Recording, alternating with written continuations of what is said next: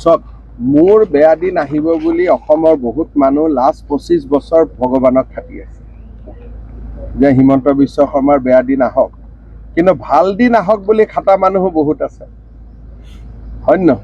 এইটো আজি কিবা নতুন কথা নেকি যে হিমন্ত বিশ্ব শৰ্মাৰ বেয়া দিন আহক বুলি কিমান কৰি আছে 2001ৰ পৰা আহাতো নাই, কাৰণ মোৰ ভাল দিন আহক বুলি কোৱা মানুহ বহুত আছে যে যিমান মানুহে অৰুণোদয় পায়, যিমান মানুহে আজি মোৰ পৰা সহায় পাইছে 5 বছৰত, সিহঁতৰ শক্তিটো বেছি আছে নে বেয়া পোৱা মানুহৰ শক্তিটো বেছি আছে?